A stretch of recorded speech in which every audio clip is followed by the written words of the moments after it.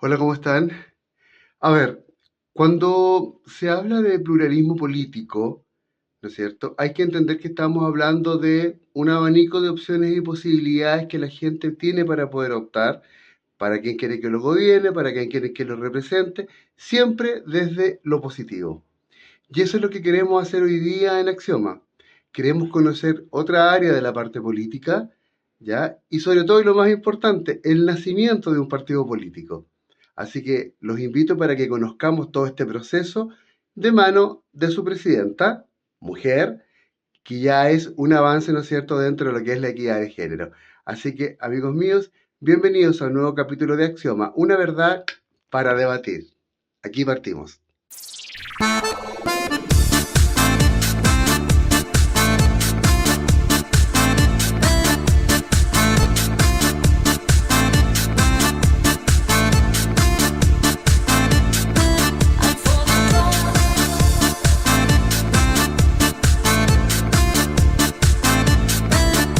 Axioma, una verdad para debatir. Bueno chicos, lo prometido es deuda. La verdad que esto es un gusto personal que me estoy dando, porque desde que nació Axioma hace ya un par de años atrás, ¿no es cierto?, 2021, nos fuimos por la corriente y por la línea política y sociopolítica. Y hoy día es un gusto personal, porque una cosa es entrevistar a una persona que pertenece a un partido político y otra muy distinta es entrevistar a alguien que está creando un partido político. De la nada. De la nada. Así que, Isabel, querida, muchas gracias por recibirnos. Muchas gracias. Así que te voy a abrir más fuerte, sí. Tú eres profe, así que usted dele con todo nomás. Ya, Vale, dele con todo. Así que muchas gracias, Isadora. Primero que nada, para que la gente te conozca, ¿quién es Isadora? Nombre completo. Isadora Reynolds. ¿Completo? Completo. Isadora Alejandra Reynolds Cavalieri. Apenas cuando estoy rellenando así como la ficha en el hospital, ¿Ya? no me caben los cuadraditos. Me quedo un poquito más afuera. El nombre que me pusieron mis padres, pero vivimos con eso. Y es Isadora, no Isidora, gracias a la segunda para que se acuerde el resto de la gente. Sí, la segunda se mandó un condoro, pero bueno, eso después hablamos de eso. Yo soy doctora en lingüística, me dedico a la docencia más que nada. Hago clases en dos universidades y me dedico a entrenar a gente que estudia pedagogía en inglés. Mi especialización es la pronunciación en inglés y yo básicamente les enseño cómo pronunciar. Esa es mi especialidad. Esta mujer tendrá claro que el trauma inglés que yo traigo del colegio es horroroso, pero después hablamos de esa parte, no es más entretenida. Oye, bueno, tú estás hoy día haciendo clases claramente en dos universidades, ¿no es cierto? Y me contaba un pajarito por ahí que igual tú viajas harto, te toca viajar harto de repente. Trato de no viajar mucho. Trato de no viajar mucho, pero sí, a fin de cuentas yo estuve viviendo en Australia cuando hice mi doctorado, entonces a veces he viajado de vuelta para allá, pero no me gusta viajar. ¿De verdad? No me gusta. Algo que detesto son los aeropuertos. Bueno, ya va a ser otro tema. Pero viajar en sí es rico. No sé, con esta lluvia igual me quedaría en la casa. No, pero de todas maneras dentro de Chile me encanta viajar. Sí, bueno, Chile es muy lindo. Sí, y hay mucho que ver. Y todos los pueblos tienen alguna cosita, alguna identidad, algo que los hace característicos. Entonces, eso me encanta. Súper. Oye, cuéntame una cosa, Isadora. ¿Cómo llega una mujer tan joven a la política y a este nivel de inclusión? Gracias por lo joven. Ya tengo 37 años, pero muchas gracias por eso. Yo creo que hasta llegué un poquito tarde a la política, porque me debería haber metido en la época universitaria. Tuve un pololeo con la política, pero la encontré bastante rancia la política universitaria y me salí. Bastante luego. ¿Cómo se llega a esto? Yo creo que por una cosa de siempre haber visto la política como un fin, siempre verla como algo que es una herramienta para, y de mucho ver que otra gente lo utilizan como simplemente estar en la política o utilizar la política solamente para llegar al poder, como que ya te empiezan a molestar. Entonces empiezas a ver que la gracia de la política partidista, es efectivamente pasar leyes o proyectos que vayan en beneficio al país dependiendo de tu postura ideológica. Y tú como profesora, cuando te pasa este tema que te dicen, la política es maravillosa, lo que la cagan son los políticos. No estoy en desacuerdo. ¿Ya? Pero creo que la política en sí tampoco es maravillosa. ¿Ya? La política es dura, porque tienes que pensar muchas voces muy distintas que quieren cosas distintas, o a veces quieren lo mismo pero por otros medios. Entonces, la capacidad de poder dialogar, llegar a puntos comunes y poder pasar proyectos de ley, por ejemplo, no es fácil. Y además todos tienen sus egos, que siendo o no siendo políticos, todos tenemos nuestros egos o no sé, nuestras manitas que queremos que las cosas se hagan de una manera u otra. Entonces se necesitan ciertas características para poder estar en la política y entre esas, cuero chancho. Ahora, tú me dijiste recién, por el poco con la política en la universidad, ¿no es cierto? Pero ya después de que saliste de la universidad ya entraste en este tema. ¿Pero dónde te desarrollaste así fuertemente en el tema político? Se van a reír, redes sociales. Redes sociales. En redes sociales. Siempre tuve un ímpetu por la política, siempre me gustó. ¿Ya? Siempre estaba interesada, siempre estaba leyendo o viendo muchos programas, sobre todo de política internacional. Me gusta y me interesa demasiado la geopolítica, especialmente en un mundo tan globalizado como hoy en día, que lo que pasa en China le afecta a Timbuktu. Entonces, siempre he estado pendiente de eso. Y de a poco empecé a ver que había nombres para definir lo que yo creía. Porque uno decía, ya, ¿seré de derecha? ¿Seré de izquierda? ¿Seré un poquito de ambas? Y de repente me encontré con la maravillosa palabra de liberalismo. Fue como, Liberalismo Chile, grupo de Facebook. Me meteré. Y ahí empecé de a poco a ver de qué se trataba, quiénes estaban en los distintos polos políticos para entender cuál era mi posición. Y ahí, aunque no lo crean, en redes sociales partió todo. Y con amigos que te van presentando gente que tiene más o menos tus mismas opiniones. O sea, la mayor parte de Libre, los que estamos hoy en día, nos conocimos en redes sociales. ¿Ya? Poniendo, no sé, algún post en algún grupo, que te seguía alguien, que alguien te comentaba, y de a poquito así empezamos a armar una red hasta que fuimos movimiento. Y después de ese movimiento empezamos a crecer. Y ya después de haber crecido, nos lanzamos como partido. Y cuando estamos hablando de movimiento, estamos hablando de cuánta gente. En un principio, ¿cuánto habremos sido? No éramos muchos, éramos, no sé, unas 20 personas. Y llegamos de partido, porque para ser partido te exige una cantidad de gente. Sí, las reglas para ser partido son bastante específicas. Tienes que conseguir 3 regiones contiguas con un mínimo de firmas, pero nosotros, este es nuestro segundo intento tratando de ser partido, y la vez anterior llegamos a 3.300 militantes. Pero fue a lo largo de Chile, entonces tuvimos que partir el proceso todo de nuevo. Entonces, no es un número menor. Es que es bueno que la gente lo sepa. Uno ve los partidos, pero no sabe la conformación ni el proceso que hay de formación en este tema. O sea, lo hemos conversado, ¿no es cierto?, que no ha sido fácil. Si tú me dices que tú tienes 3.000 firmas o 3.000 adherentes en este proceso, pero repartidos, esto quiere decir que georreferencialmente tiene que haber una cantidad, una zona determinada con cierta cantidad para poder tener derecho a... Sí, y tienen que ser 3 regiones contiguas. Si no son contiguas y no las consigues en 7 meses, pasa de solución. Creo que nadie pregunta, tontas que no preguntan. ¿A qué te refieres con contigua? Entonces, ¿quiere decir que tiene que ser Rancagua, Santiago, Valparaíso? ¿O tiene que ser cómo? Sí, que geográficamente se topen. Ya, perfecto, eso. Sí, ya. Geográficamente se topen. Entonces, si no chocan geográficamente, no son contigos, no. Entonces, si tuviera, no sé, Arica, Magallanes y Valparaíso, con todas las firmas que necesito, no sirve. ¿Y eso por qué? ¿Cuál es la explicación de eso? Honestamente me encantaría saberlo yo también. Creo que tiene que ver en algún minuto con esto de crear como movimientos más de regiones, una suerte de descentralización quizá, pero no me hace mucho sentido. Yo creo que si tuvieras un número total dentro del país debería darte derecho. Pero creo que es, primero que todo, porque tienes que conformar una cierta cantidad de gente para poder llevar candidatos. O sea, asentarte en una región para decir era un partido viable. ¿Por qué son continuas? No tengo idea. Porque resulta que si yo lo analizo, claro, o sea, hoy día... dada la conectividad, las redes, que fue tu fuerte, ¿no es cierto? Y todo lo demás, hoy día lo que pase, lo que yo haga acá, lo subo a las redes y lo van a saber en todo Chile y en África y en Australia en forma instantánea. Entonces, no tiene mucho sentido este tema de que sea continuo y todo, porque al final de cuentas la información va a ser la misma. Básicamente no tiene sentido en términos de cómo se mueve la política hoy en día, pero quizás esto es más una tradición. Quizás venía desde que existían estos partidos regionales, porque antes existían, ahora esa figura no existe. Tú podías ser un partido regional y podías llevar candidatos dentro de ese espacio, y ahora no funciona de la misma manera porque esa figura legalmente no existe. Pero quizás son resabios de cómo se hacía la política antes, donde no se tenían las redes sociales, no se tenía esta conectividad que tenemos hoy en día. Entonces, si yo publico, claro, algo desde acá, le llega a todo Chile y llega al extranjero. Correcto. Pero, por ejemplo, hoy en día que estamos juntando firmas, las firmas de alguien chileno en el extranjero no sirven. No cuentan. No, porque dentro de esa regla se escapa completamente. Exacto. Ahora, centrándonos un poco más y en este orden, en este embudo informativo. ¿Qué es es Libres? ¿Dónde y por qué nace Libres? Libres. ¿Y por qué el nombre? ¿Y por qué el nombre? Bueno, porque todos los otros nombres estaban tomados. Partamos por ahí. No, efectivamente queríamos un nombre. Voy a decir inmediatamente, no se me ocurrió a mí.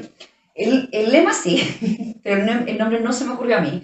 Esto es un movimiento Libres como tal, viene arrastrándose desde la política universitaria. ¿Ya? Que existía un movimiento liberal, creo que en la Católica, que después se transformó en otro movimiento y decantó en el que tenemos ahora.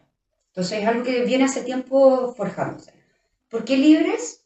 Porque a fin de cuentas ponerle liberalismo no suena muy lindo. El Partido Liberal ya está tomado, entonces necesitábamos una palabra que reflejara uno de los valores más intrínsecos que tenemos nosotros, que es la búsqueda de la libertad. Libres. ¿Que tenemos como seres humanos la libertad o como objetivo dentro del partido por ustedes como partido? Nosotros creemos que el ser humano la tiene ¿Ya? y por eso que le llamamos el partido. Y ahora dentro de esto, ¿qué tiene distinto Libres que no tenga, por ejemplo? Porque si yo pregunto por Isadora, lo más probable es que te vinculen con el más centro derecha que otra cosa. Pudiese ser por un tema que viene como efecto concomitante, ¿no es cierto? Por vivir en Las Condes, por vivir en un sector determinado, por vivir en Barrio Alto, por trabajar en la Católica, por haber tenido un sistema o una forma de vida más acomodada, a lo mejor automáticamente se te encasilla en un lugar, ¿no es cierto? Y eso acá es. Entonces, Libres en este momento, ¿tiene alguna vinculación con lo que fue Bópoli, con lo que fue otra área, en fin? No tenemos vinculación con. O sea, no somos como una pequeña rama de ningún otro partido. Muchos de nosotros sí estuvimos en nuestros partidos. Ya, perfecto. Yo estuve en Evópoli, estuve un tiempo en Evópoli y hay ciertas cosas que no se alineaban con la manera de que tengo yo y que tiene toda la gente que está en este movimiento de ver cómo se hace la política partidista, cómo debería ser un partido. Siento que los partidos actuales siguen una estructura muy...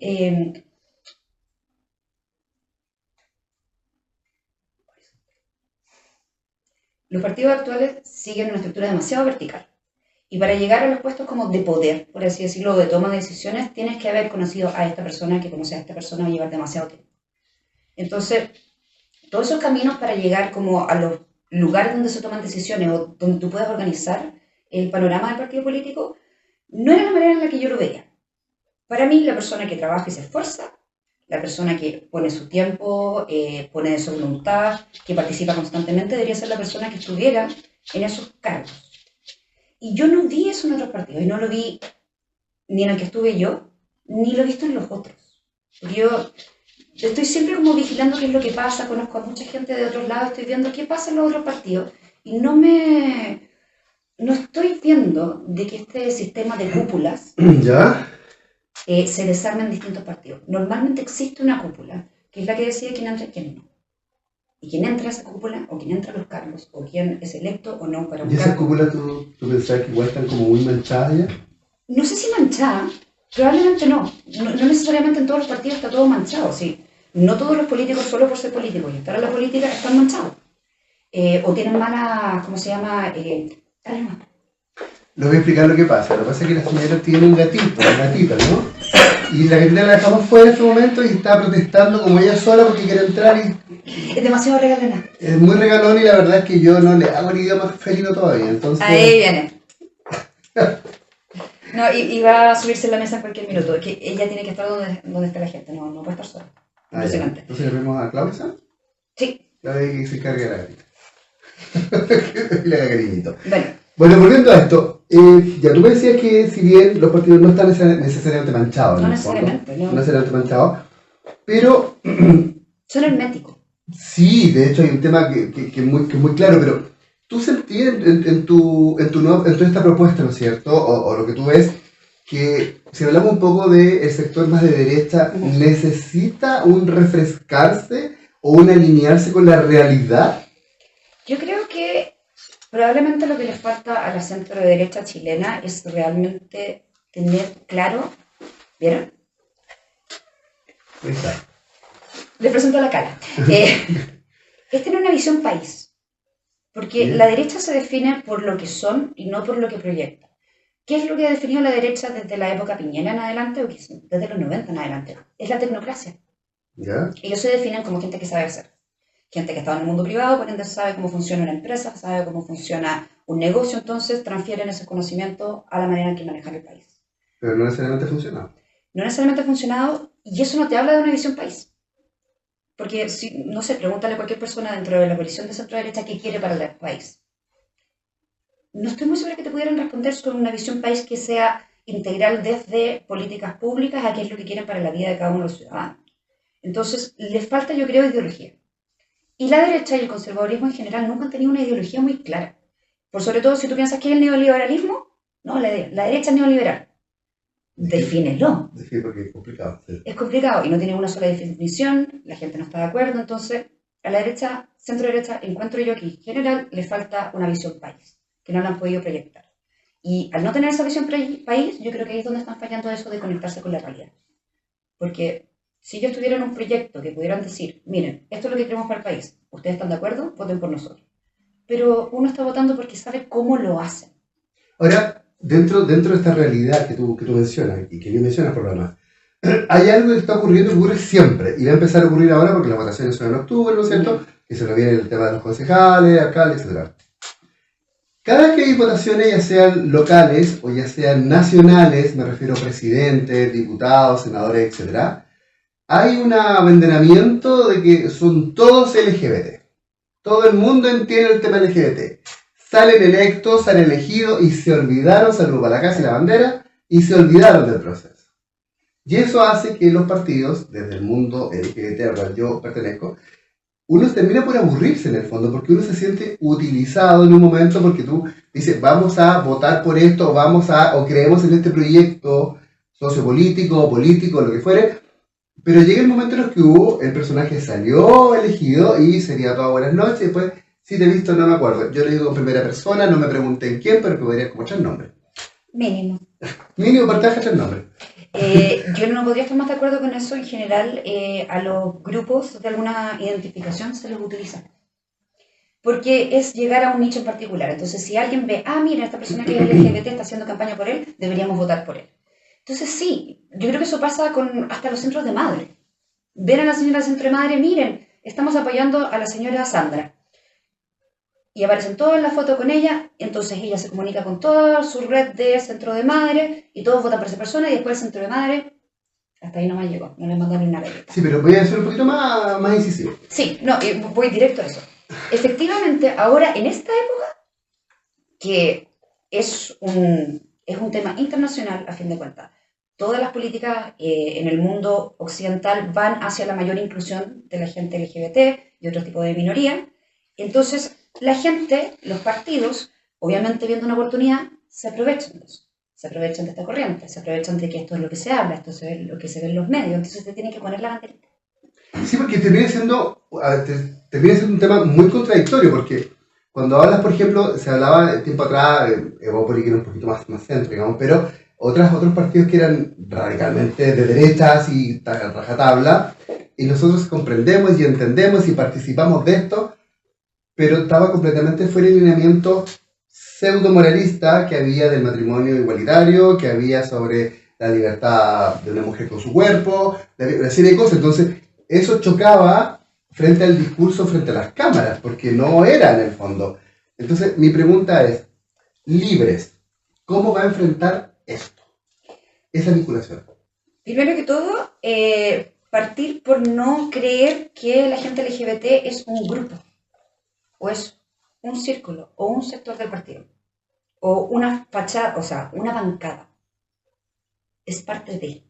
O sea, acá no es como, tenemos el grupo LGBT, obviamente tenemos nuestra, ¿cómo se llama? Nuestra comisión de género y sexoafectividad, donde vemos ¿cómo se llama? Todas las temáticas de este tipo, pero no vemos que esto sea como que ser LGBT sea como, tenemos la comisión LGBT, tenemos gente LGBT en todos los rangos, desde lo más alto de la directiva hasta la gente militante en la calle. Entonces, no vemos a las personas solamente por esas insignias, lo vemos por su valor como persona. Entonces eso ya de por sí te dice que sus intereses como persona LGBT van a ser considerados. Partimos de esa base. Tú, individuo que participas en Libres, que tienes tus motivaciones, que tienes lo que te interesa en la vida, ¿cuáles son? ¿Cómo te ayudamos? y no solamente por ser parte de un colectivo. El colectivo es libre. Ese es el colectivo. ¿Existe realmente la centro derecha? Depende de cómo la definas, yo creo que no. Porque la centro derecha es en este minuto muy socialdemócrata. Tienen valores demasiado del Estado subsidiario, pero no tienen planteamientos que sean realmente libre mercadistas. No, dicen defender el libre mercado, pero si tú lo ves en sus políticas públicas no lo hacen realmente. Entonces, ¿qué define la centro derecha? Supuestamente es lo económico. Pero si en lo económico no han pasado ninguna ley ni un proyecto, no han tenido, de nuevo, una visión país que sea pro mercado, aparte de firmar tratados de libre comercio, que eso los firmó Lagos, partieron con él, yo no veo que tengan algo que los una como una opción de derecha o de centro derecha. Yo creo que existen herencias, existe, ¿cómo se llama?, tradición de partidos de centro derecha, pero si tú me dices así como en términos de políticas públicas, yo creo que no. Creo que es un conservadurismo más socialdemócrata, que tienen lo mejor, o sea, me imagino yo y estoy segura que tienen las mejores intenciones y una idea de mejorar el país, pero no creo que tengan ¿cómo decirlo? Dígalo. No tienen los ovarios para defender el libre mercado como deberían. Son muy tibios en esas posiciones. No han legislado de manera de permitir aún mejor la libre competencia. Ellos caen en lo que es el corporativismo. A fin de cuentas, ellos no son pro mercado, son pro empresas. Y son pro pasar leyes que favorezcan a las empresas. Entonces eso no es libre mercado. Y ya de por sí, eso es una contradicción para mí de llamarlo centro derecha. Tiene que ir una mujer en esto, si no estamos perdidos. Cariño, te voy a seguir preguntando esto y un montón de cosas más, pero ahora, porque después vamos a seguir una línea súper extensa de preguntas, que las tengo listas acá, pero ahora nos vamos a conocer quiénes son los auspiciadores de Canal Exo a través de Axioma, una verdad para debatir. Así que los invitamos a ser los auspiciadores. Gracias.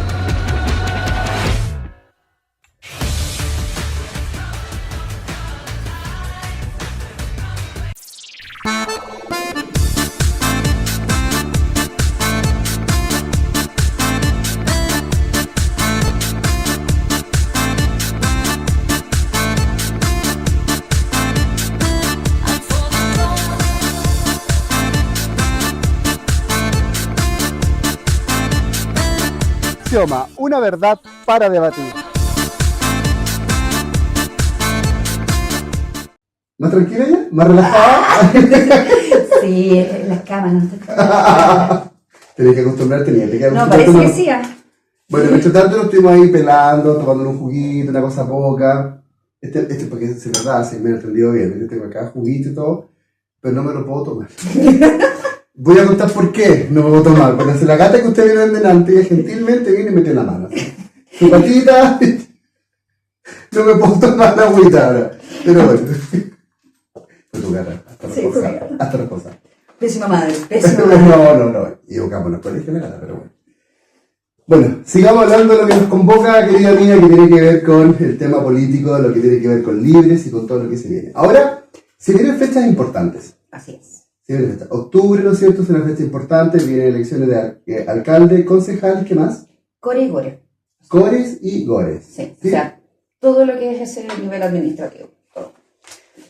Basta de... Y los dos últimos cores ahí hay lucas, ahí hay autorización de cosas y todo. Oh, sí. Ah, sí. Eso es lo que nos ha llevado al caso de fundaciones. Ahí es donde han soltado la plata para las fundaciones. Sí, pero por favor que la hagan las corporaciones que son serias como la que conocemos. No son todas. No son todas así. La Corporación Chilena de Relaciones de Género se hace poquito y está trabajando duro. Bueno, el tema es... ¿No conoces algún core? No conozco ni un core. Un core que quiera llamarnos a aportar gentilmente, yo soy feliz. Oye, sácame una duda.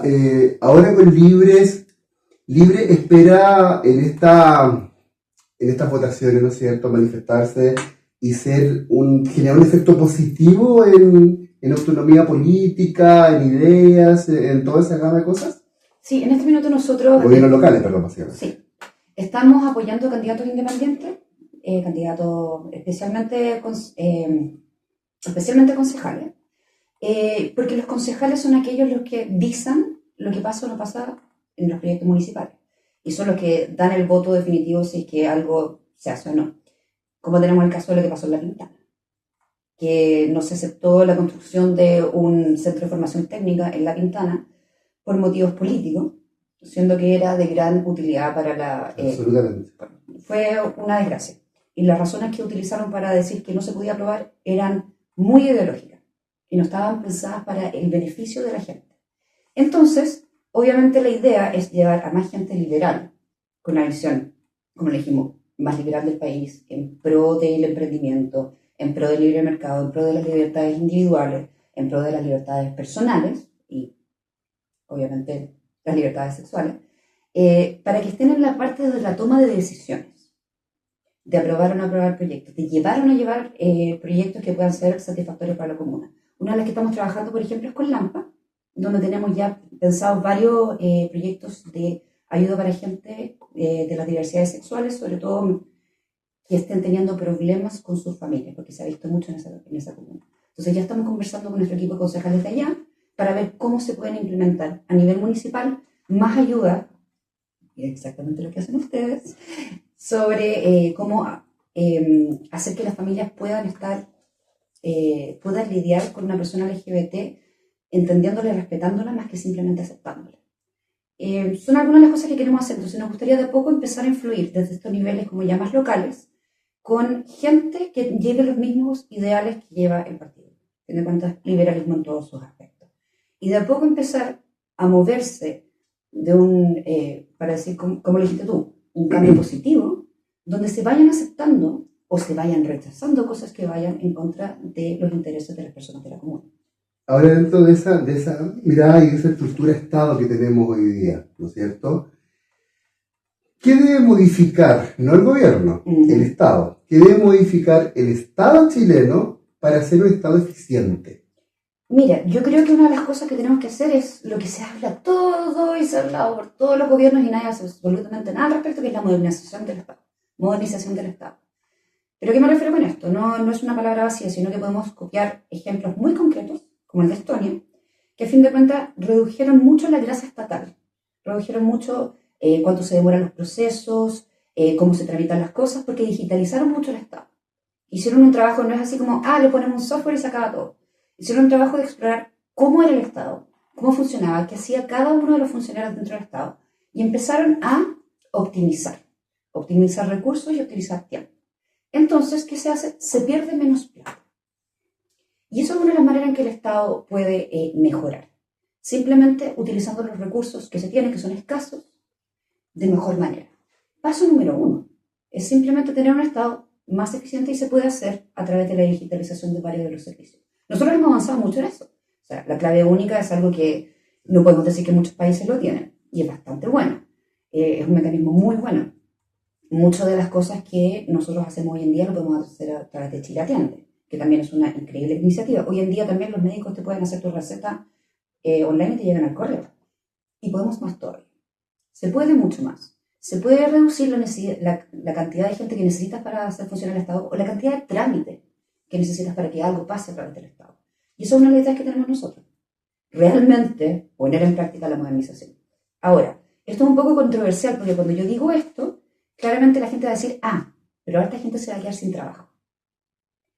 Pero si tú ves que hay ciertos trabajos que efectivamente los están manteniendo solamente por no echar a alguien, quizás deberíamos repensar qué está haciendo esa persona en ese lugar.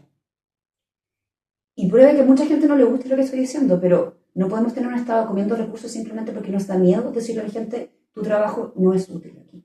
Ya, pero si yo te hiciera la pregunta desde el pueblo normal y se lo pregunta a Juanito Pérez en la calle, yo podría decirte, bueno, y tener una cantidad de diputados y senadores que no aparecen nunca en el Congreso, se les paga una millonada de dinero, ¿no es cierto? Y ya están ahí. Entonces, ¿cuál es la diferencia entre tener que meter a este personaje acá pagando una cantidad importante, millones de pesos, a Juanito que está ganando ni una décima parte de lo que gana un diputado? Entonces, mi pregunta es, ¿cómo le decís eso a una persona? ¿Cómo le explicarías eso a una persona?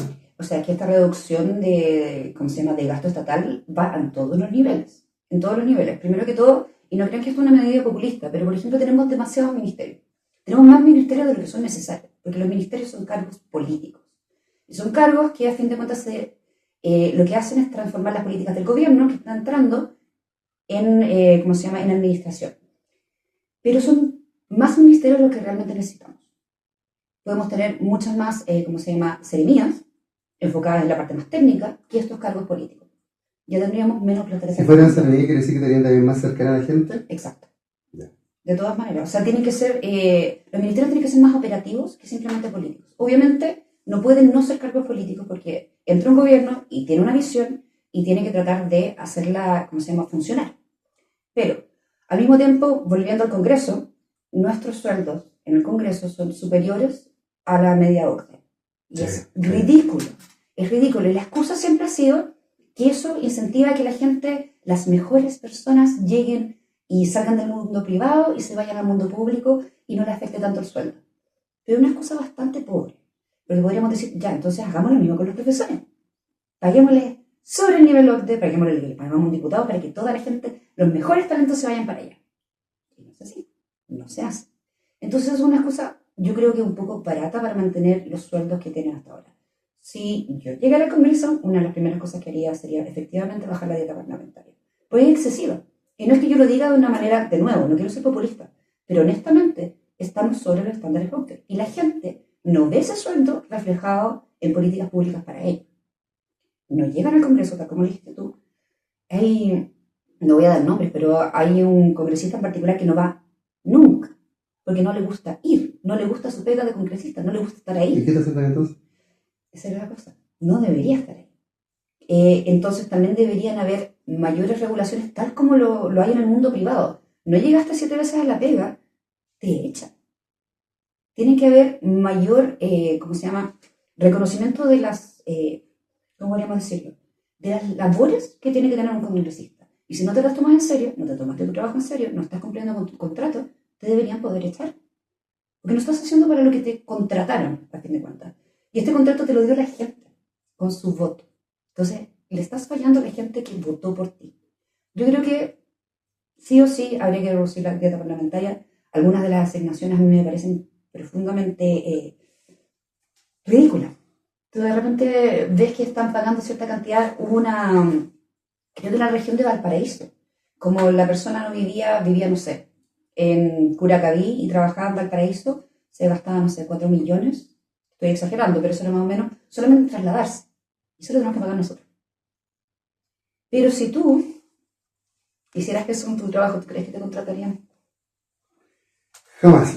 Ahora, volvamos un poco, ¿no es cierto?, al tema de los gobiernos locales. Ya. Dentro de los gobiernos locales, las cosas importantes que tienen que ver con la conectividad, pero también hablemos de la conectividad un poco con la gente, en el fondo, de esta cercanía y acercamiento. Ya hablamos, ¿no es cierto?, que las necesidades son muchas y los recursos son pocos. También explicamos, ¿no es cierto?, que hay, desde tu mirada, hay un exceso, ¿no es cierto?, de gasto público que no debiese ser producto de esta cantidad de ministerios que hay y todo lo demás, ¿cierto? Sí, sobre todo aquellos cargos que en verdad no son tan necesarios, podrían suplirse de una manera más eficiente. Perfecto. Ahora, ¿cómo o cuál sería una idea, ¿no es cierto?, al tener a Libres dentro de poder agilizar esta vinculación necesidad-personas? Ok, yo creo que una de las cosas que podemos implementar es que haya una comunicación más directa entre los municipios y las personas. Hoy en día tenemos todas las herramientas digitales para hacerlo. Por ejemplo, una iniciativa como Congreso Virtual, donde la gente va y vota por las iniciativas, que no la pescan mucho, pero sí está, podría llevarse a nivel local. O sea, que la gente rápidamente con sus celulares, que la mayor parte de los chilenos tiene uno, o sea, las estadísticas muestran que la mayor parte de los chilenos tiene acceso a un celular, poder tener una aplicación donde tú puedas comunicarte inmediatamente con tu municipalidad, sin tener que pasar por el SoSafe, como pasa con muchas municipalidades que están esperando que les llegue el anuncio de ahí, para ir a revisar lo que está pasando, no sé, en una calle. A ver, pero espérate, sí. O sea, ahí está, yo lo entiendo bien. Pero ¿qué pasa con la persona que tiene 85 años, que el celular para ella es un tema, y cuando de repente no le han explicado el proceso, y no se corre el riesgo también que pasa hoy día que dice, porque tú te cambias hoy día a una compañía telefónica, digamos, porque es celular, una compañía celular, cualquier marca, y cuando tú estás en el proceso de venta, te llaman y tú llamas y te contestan al tiro, pero basta que tengas un problema para que desaparezcan y tú llamas y te sale una grabadora. Yo con 54 años puedo entender y así todo me molesta la grabadora. Imagínate una persona de 80 y tantos años que quiere una respuesta humana al otro lado. ¿Cómo le explico eso a una persona? Ahora, cuando hablamos de esta fórmula de acercamiento del celular, esa es una. Esa es una. Quiere decir, pero al otro lado que va a haber un recurso humano que le va a explicar, que le va a hablar, o una grabadora, repete botón, una repete, dos, repete, tres, repete, cuatro. No hay nada peor que esa grabadora que te Qué dice, terrible. ingrese su root. Y después cuando te contestan, ¿y cuál era su root? Nunca entendí eso. Entonces, claramente, si esto se implementa, se tiene que implementar bien. Si no solamente palabras decía así, uy, qué lindo, vamos a hacer una app. O sea, hay maneras de, ¿cómo se llama?, ver la logística de esto para que sea aplicable. Y existen medidas así. Nosotros estudiamos el caso de democracia digital y directa de Taiwán. O sea, no es tan difícil de implementar. Se ha hecho en otros lados. Pero sí, también tienes personas adultos mayores. ¿Pero son voluntades? ¿Los problemas son voluntades? Muchas veces sí, yo creo que sí. Yo creo que sí. Que hay mucha gente que prefiere no corregir o arreglar las cosas porque significa una pérdida para ellos. Ya te quiero poner un ejemplo y quiero que tú me digas si yo estoy muy equivocado o no. Y si estoy equivocado, tú me lo dices y yo aceptaré desde mi ignorancia absoluta. Hoy día, en el mercado, yo ingreso mi root, ¿no es cierto?, a Dicom o cualquier plataforma que sea económica y la gente sabe hasta lo que yo compré hoy día en la mañana con mi tarjeta. ¿Cierto? O sea que no debería ser, pero... Pero se sabe. Si yo estoy en Punta Arenas y tengo un accidente, ¿no es cierto?, pero toda mi ficha clínica está en Antofagasta, yo meto mi root y nadie sabe nada y tienen que pedirle información y mientras tanto yo me estoy muriendo allá porque no sabe si yo soy diabético, porque puede que el accidente lo haya tenido solo, no tengo ninguna señal de que tengo algún tipo de problema, o me voy más específicamente al proceso, ¿no es cierto?, del colectivo, que tenemos ya cada día menos, pero tenemos gente todavía con VIH. Entonces, por lo tanto, necesito un tratamiento distinto porque hay ciertos remedios que pueden, ciertos remedios que no, en fin, y necesito una ficha clínica.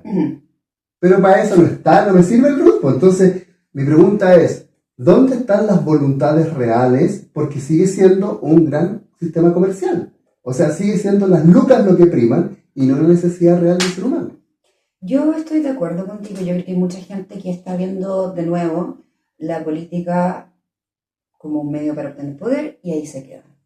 O sea, llegaron y instalamos ahí, instalamos. Y nos instalamos. Y llegamos, instalamos y no vamos a hacer lo posible para nunca salir de ahí. Cuando yo creo que uno debería ser capaz de poder evaluar a sus políticos para echarlo después con el voto. Pero dicho eso, eso nos recuerda que una de nuestras políticas, una de nuestras propuestas es efectivamente esta ficha electrónica de salud universal, donde tú efectivamente ingresas al RUT en Punta Arenas y está conectado a algo que puedes usarlo de Arica a Punta Arenas. Esto misma necesidad que estabas pensando tú, nosotros ya la habíamos visto y dijimos, bueno, esto falta. En este minuto las fichas se están volviendo cada vez más electrónicas, pero debería haber un sistema más unificado que permitiera acceder en todos los sistemas de salud, ya sea desde privado a público o al revés, a las podríamos, a las indicaciones del paciente en particular que se necesiten para esa situación. Entonces, sí, la voluntad la tenemos. Ahora vamos a ver si que estando ahí vamos a poder llevarla a cabo. Porque pueden haber intereses. Pero yo te llevo este ejemplo a un tema más de trato humano. Sí. Y te doy un ejemplo muy personal. Es que no estoy la conté en el programa. ¿Alguna vez este cuerpo maravilloso, todo gordito, lleno de grasita, se enfermó y fue para una clínica? Y yo en ese tiempo estaba en ISAPRE. Entonces me dan a dar el alta y me dicen, don Marcelo, le traemos su ficha, que era una pantalla, una cosa digital, ¿te acuerdas de la cosa digital? Ponga su huella acá. Pongo la huella, en una clínica ahí en Santiago, pongo la huella, ¿cachai, no? Me dijo, perfecto, y esto iba, cualquier diferencial que no cubra el ISAPRE, le va a llegar hasta el informativo de aquí a 3 semanas, un mes, perfecto, y me fui directo. Todo bien, maravilloso.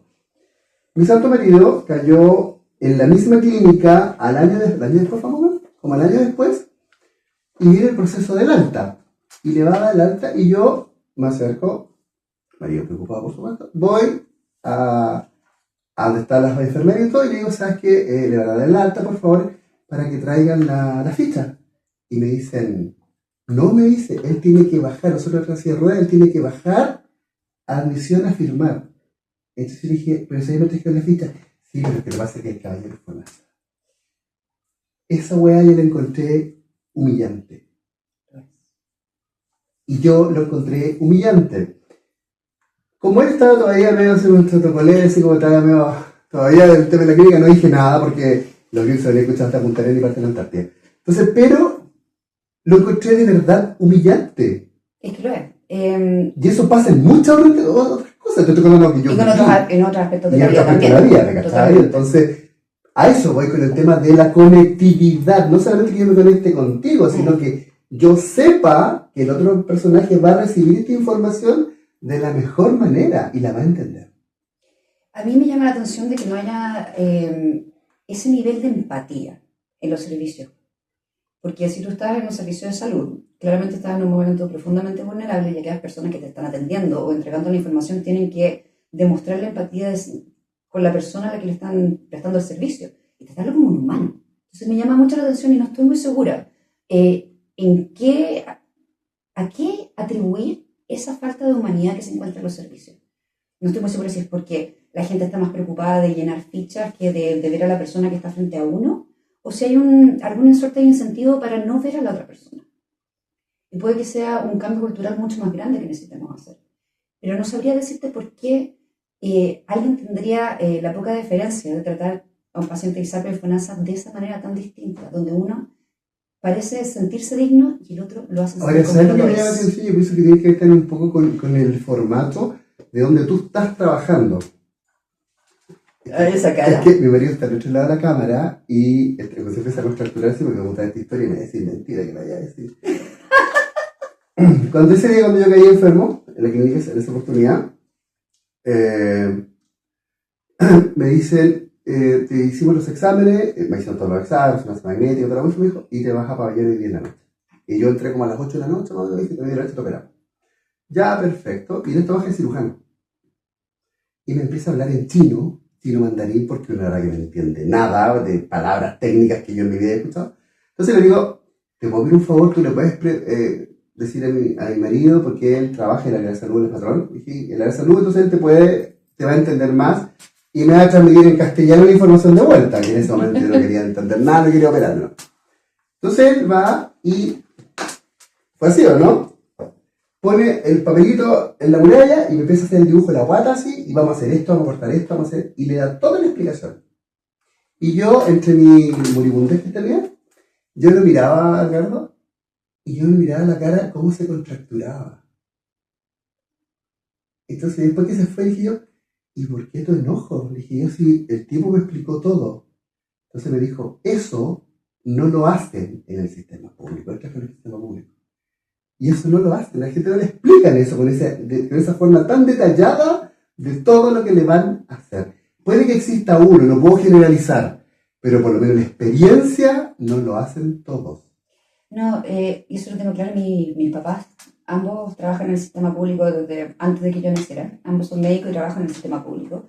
Y sí, yo mucho tiempo también trabajé con médicos, el trabajo de secretaria que tenía, y puedo decir que la calidad humana entre uno y otro varía mucho, y en el sistema público quizás no están los incentivos para que vaya la gente que realmente está en el área médica por vocación. Probablemente porque se les paga poco o se les paga menos por la cantidad de horas.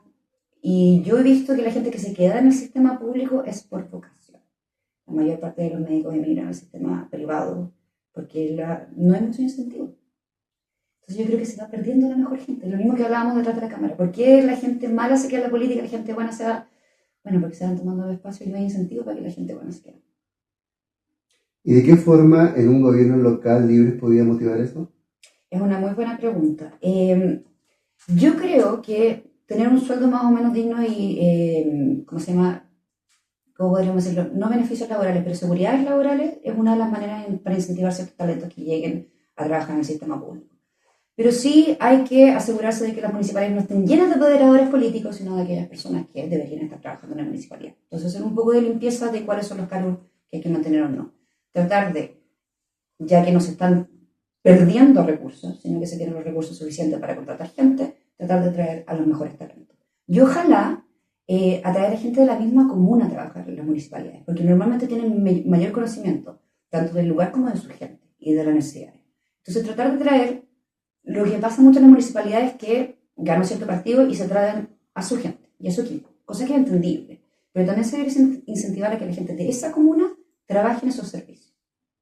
Yo creo que eso es una de las maneras de humanizarlo un poco más, ya que la persona que es de allá entiende más y probablemente se puede comunicar en un idioma más cercano a la persona, entendiendo cuáles son las calles, conociendo a los vecinos. Yo creo que eso es otra manera de acercar la municipalidad a las personas. Es relevante que quien trabaje en una municipalidad, como tú dijiste, que sea parte de ahí, tiene que se empape de esa georreferencialidad, porque no es lo mismo trabajar en la Cisterna que trabajar en San Ramón, o trabajar en Santiago, en San Joaquín, o en la Florida. Son comunas que tienen realidades completamente distintas. Entonces, creo que eso es vital. Ahora, dentro de esta vitalidad y dentro de las cosas que hay que mejorar, ¿no? Entonces te preguntaba las cosas que hay que cambiar. Ahora la pregunta es, ¿por qué el Estado, insisto, no el gobierno, el Estado chileno en tiempo a la fecha sigue siendo ineficiente? Yo creo que eso es un defecto de todos los estados, porque el Estado existe para perpetuarse a sí mismo. El Estado no quiere desaparecer. Y sí, al Estado lo necesitamos para muchas cosas. Pero yo conozco de muy pocos casos, salvo el de Estonia, donde el Estado se achique. Normalmente se va agrandando. Y hay muy poco incentivo para hacerlo cada vez más pequeño. Porque obviamente la gente que está ganando un sueldo que en otros lados no ganaría, no se quiere ir. Y no quiere que ese trabajo desaparezca. Pero no es solamente acá. En muchos lados el Estado es ineficiente. Yo así como con todas las flores que le tiro a Australia, el nivel de burocracia que existe es ridículo. Y hay países como que se vanaglorian de la burocracia, como que fuera un valor en sí mismo ser burocrático. Entonces el Estado es ineficiente porque no tienen mucho incentivo para ser eficiente. ¿Qué ganan? Perder su trabajo, ganar menos lucas, perder su poder, su estatus. ¿Pero pueden trabajar juntos los privados y el Estado? Por supuesto, y tienen que. Hay ciertas cosas que el Estado puede hacer que el privado no, porque para el privado significa, por ejemplo, no sé, invertir, pero no recuperar esa inversión. Pero pongamos el ejemplo de poner una escuela en un lugar remoto. Lo más probable es que al privado no le salga a cuenta. Entonces podríamos decir que el Estado lo haga. Pero lo más probable es que el Estado, con los mecanismos que tiene, como sabemos que es ineficiente, no lo logre. Por ende, se lo pasa a un privado, le permite ciertas regalías y lo deja administrando. Pero tiene que haber siempre esta cooperación donde si el privado le cuesta, no sé, poner el capital inicial, que el Estado se ajuste un poco para poder ayudar en eso y que la escuelita sí se construya. O sea, en el fondo, pero seguiría siendo, en el fondo, seguiríamos siendo un Estado subsidiario.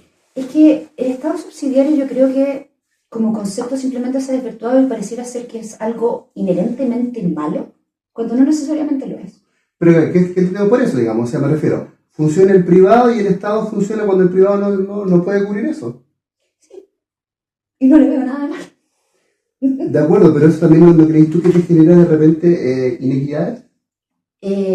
Las inequidades de por sí son difíciles de erradicar de la humanidad. Hay una diferencia entre inequidad e injusticia. Y en la Ya. injusticia sí podemos entrar.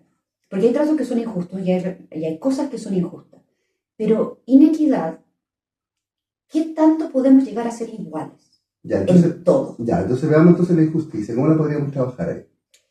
Bueno, el Estado es el que tiene que meterse en la parte de la injusticia. Ahí es donde el Estado entra. Si hay una injusticia a nivel laboral, por ejemplo, discriminación, el Estado es el que tiene que ser garante de que a ti no te discriminen por cualquiera de tus condiciones en tu lugar de trabajo. ¿Y cómo yo convenzo a la gente que eso lo haga si tengo que la gente que genera las leyes son los mismos relacionados con esa misma empresa? Conflictos de interés por los cuales tú no podrías ser electo a ese cargo. Pero no, sí es complicado, sí lo sé. no puedo hablar más si no me cortan de por vida. Hay una red que desbaratar. Sí. Hay una red que desbaratar porque, de nuevo, los incentivos siempre han estado mal puestos. Y como dije, se cae en el corporativismo. A fin de cuentas, se legisla para que a uno le vaya mejor en su empresa. Sabemos que eso fue lo que pasó con los colegios particulares subvencionados. Sabemos que mucha gente que pasó las leyes eran sostenedores de esos colegios. Entonces, honestamente, yo creo que sí hay que hacer una suerte de, digámoslo, purga, donde ya aquellas personas que nosotros ya hemos confirmado que siguen legislando a favor de ciertos intereses, los vayamos sacando con el voto. Ahora, porque la política de sí es un lugar muy complejo, donde, como hemos hablado antes, la gente buena se empieza a cansar de ser buena, ya que las personas con el incentivo incorrecto llegan más lejos. Es difícil. Es muy difícil, pero por eso mismo estamos metidos en esto. Si nosotros no creyéramos que se puede cambiar, yo me quedo en mi trabajo de profe, pido más horas, sigo trabajando ahí, entreno mejor a mi gata, me dedico a ese tipo de cosas, leo más. Pero como yo realmente creo, y toda la gente libre cree que esto sí se puede cambiar, creemos que efectivamente podemos terminar con el nepotismo, se pueden desbaratar estas redes de amiguismo. ¿Se puede ver el tema del nepotismo? ¿Se puede eliminar? Yo creo que sí. ¿Y los amiguismos? Con la mano. El amiguismo hay que entenderlo como lo siguiente. Por ejemplo, si yo llegara a estar en un conglomerado que llega al gobierno, ¿Ya? y a mí me dan un cargo de ministerio porque soy amiga de alguien, por ejemplo, amiga del presidente. Hay una cosa, esto es un cargo de confianza. Por ende, lo más probable es que esa persona sí tenga que ser amiga del presidente. El nepotismo o el amiguismo ocurre cuando esa persona que contrataron no tiene las capacidades ni las competencias. Ahí está mal. Porque uno contrata a la gente que conoce, sobre todo en cargos de confianza. No es malo que, no sé, la vocera de gobierno sea amiga del presidente Boric. Eso no es lo malo. Lo que uno tiene que cuestionarse, ¿está ahí ella por sus capacidades o solamente porque es amiga? Ahí es donde se cuestiona. Y yo creo que tienen que haber mecanismos para poder evaluar y ver si se puede, por ejemplo, remover a una persona que no está cumpliendo con las... Porque hoy lo que está pasando es que tenemos que esperar que exista una catástrofe nacional, que mueran más de 2 personas para recién poder generar. Y eso no se da en el gobierno Boric. Yo voté por Boric, estoy súper claro. Pero no se da ahora y se ha dado en un millón de otros gobiernos. Nadie puede decir que es este gobierno en particular. No, sino este gobierno en particular. Entonces, sigue pasando este mecanismo y se sigue replicando. Entonces, ¿quién le pone el cascabel al gato? El cascabel al gato es que hay mucha gente que solo quiere poder. Y nosotros también, y lo vamos a decir súper honesto, Libres también quiere poder, pero no quiere poder por el poder, sino poder para poder. Tú llegas a posiciones donde tienes la capacidad de tomar decisiones y tomas decisiones. Y eso es lo que queremos hacer. Ahora, voten por nosotros, firmen por Libre, si no, no vamos a llegar a hacerlo. Probablemente yo soy una persona muy idealista, pero yo creo que sí se puede. Es solamente demostrar que se puede. Y nosotros hemos partido haciéndolo de a poquito, dentro de nuestro grupo. Hemos demostrado que se pueden tener buenas prácticas, buenos tratos, los malos tratos se castigan inmediatamente. Entonces eso ya partimos con un clima de que la gente se lo respeta aquí. O sea, ¿a cuánta gente hemos echado? Las chicas acá me miran con cara de, pero hemos echado a mucha gente por malos tratos, hemos echado a gente por discursos de odio. Si vemos que atacan a alguna minoría o cualquier otro tipo de ataque contra otra persona, usted no pertenece aquí. usted no es liberal, usted no cree en la dignidad de las personas, adiós. Entonces, creando ese clima entre nosotros, de a poquito, de chiquitito, de los 3 años que llevamos, yo creo que se puede contagiar. Si nosotros nos hemos esforzado mucho de que este no sea, aparte de ser un grupo de amigos, porque somos todos muy amigos, estar preocupados por el otro, de como hablábamos del otro día, de saludarlos para el cumpleaños, preguntarles cómo están sus hijos, hacer actividades donde nos conozcamos más, donde estás seguro de con quién estás hablando a cada rato, de saberte los nombres de las personas. Y esa cultura se puede contagiar. Por eso estamos en esto, pensando que sí se puede. Sí. Yo pierdo la esperanza. No, si yo tengo una energía maravillosa y espero que se pueda hacer así. Ahora te quiero ver en un escenario ficticio, Okay. que por lo demás desgraciadamente no es ficticio. ¿Qué le dirías a una persona, a un joven, a un adulto joven que recién empieza en la vida laboral, ¿no es cierto? Que recién empezando a trabajar, viene un proceso de votaciones, ¿ya? Y tú le preguntas por quién va a votar y él te dice, me da lo mismo, tal igual tengo que seguir trabajando. Esa respuesta es emblemática. Esa respuesta yo la vengo escuchando desde antes de que naciera. Y no es solamente algo que digamos nosotros, es algo que dice mucha gente alrededor del mundo. Y es porque eso lo ven en el día a día, así como da lo mismo que el alcalde salga, si total igual tengo que ir a trabajar. No da tanto lo mismo. Porque ese alcalde va a hacer algunas cosas que otro alcalde no va a hacer. Ese alcalde está dispuesto a invertir en el iluminario, pero este otro alcalde no. Entonces realmente hacer a la gente ver, ok, ¿estás seguro que el alcalde que tú escojas no va a ser distinto? ¿No va a ser una diferencia? ¿Cómo fue el primer alcalde desde que tú tienes memoria? ¿Qué hacía? ¿Qué hace el de ahora? Revisa las cuentas públicas. ¿Te parece que este y el otro son iguales? ¿Influyeron en tu vida de la misma manera? Yo creo que se puede simplemente llamando un poquito más de autorreflexión y un poquito más de concientización sobre cómo la política te afecta a la vida. Como decía alguien por ahí, si tú no te metes en la política se mete contigo. Y la gente cree que no metiéndose en la política y no votando por cualquier persona, no les va a afectar. Pero la política está alrededor tuyo cada rato. En todo. La política es cuando tú compras pan, porque alguien estableció que el IVA es de 19%, eso es política. Alguien tomó esa decisión política, eso se votó, eso es un proyecto. Todo lo que está alrededor tuyo tiene que ver con la política. La energía. ¿En Chile cómo funciona? No funcionan igual en otros países. Por ejemplo, en Australia tienes como 32.000 proveedores y puedes coger el que más te guste. ¿Y son australianos o son españoles? Son australianos. Sí, sabemos lo que se Porque refiere. aquí, sí, porque aquí yo voy a Valparaíso y paso por España. Pago el peaje y paso por España. Sí, pero eso también es parte de un mundo globalizado. Ya, bueno, allá los proveedores son chinos. Así que todos tienen sus problemas con sus colonizadores. Te quiero poner aprietos. Más todavía. Yo te voy a mencionar 2 ideas y tú tienes que elegir una. No me expliques el por qué, sino mencióname solamente. ¿Ok? Vamos. ¿Sistema presidencial o semipresidencial? Ninguno de los dos. ¿Puedo decir cuál? No, después. ¿Estado unitario descentralizado o 100% descentralizado? Unitario descentralizado. Unitario descentralizado, bien. ¿Delincuencia o educación? Van de la mano, delincuencia. ¿Tolerancia o respeto? Respeto. ¿Administra el local o administra el Estado? Local. ¿Adopción homoparental o matrimonio igualitario? No, se no me va a orientar. ¿Estado subsidiario o Estado benefactor? Chan, chan, chan. Subsidiario. Muchas gracias. La verdad que me encantó entrevistarte. Creo que hay mucho por hacer acá. Creo que hay muchísimo por hacer. Hay que hacer todavía. Hay que mostrarse más. Yo no tenía mucha historia, mucho conocimiento de libres, así que tirón de orejas, familias. Estamos en eso, estamos en eso. Estar en eso, patuamente me tomo la libertad. Cuando uno comete un error públicamente, tiene que pedir disculpas. Da lo mismo que sea un canal chiquitito como nosotros, o sea una editorial tan grande como cierta editorial que se equivocó con ustedes, garrafalmente en la palabra. Así que sepan, investiguen, no todos se la van a entregar en bandeja, investiguen qué pasó. Pero creo que es justo, tienen que ellos dar las disculpas públicas de cuando se equivoca alguien garrafalmente en una palabra que es garrafal. Ok, por muy entretenida que Por sea, muy entretenida que sea, por muy chistoso que sea. pero anda lejos de la realidad. Mi querida Isadora, tienes esa cámara para que tienes un minuto para invitar a la gente a que vote por Libres, que sepan lo que es Libres, ¿no es cierto? A dónde apuntan ustedes.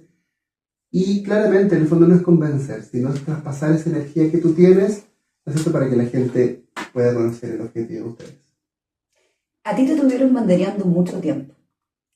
Todos los años te llega el alcalde que quiere reelegirse, el diputado que quiere reelegirse, y te pide que te pares de nuevo en la esquina a banderear para que salga electo.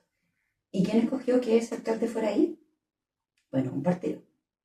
¿Qué tal si te digo si hay un partido que te va a poner a ti de alcalde, a ti de diputado, que va a confiar en ti para ser tú la nueva persona que necesita la política? Deja de banderear por el resto y ponte a banderar por ti. En Libres, si tú crees en los ideales de la libertad y quieres la libertad personal, individual, cultural, económica para el país, eres de nosotros y nosotros vamos a estar ahí para ti, para que tú seas la nueva persona que llegue al Congreso y cambie las cosas. Y no esperes que otros lo hagan por ti. Hazlo tú. Tú levántate. Tú ven, firma y sé el próximo candidato. No esperes que el resto vote por ti. Vota por ti mismo. Y únete a Libres. Más claro echarle agua. Isabel, querida, muchísimas gracias por seguirnos en tu Gracias. casa, por nuestra entrevista muy entretenida por lo demás. Mucho éxito en cada uno de los planes. Y chicos, nos seguimos viendo y en otro capítulo de Axioma. Una verdad para debatir. Nos vemos. Chao, chao. Chao.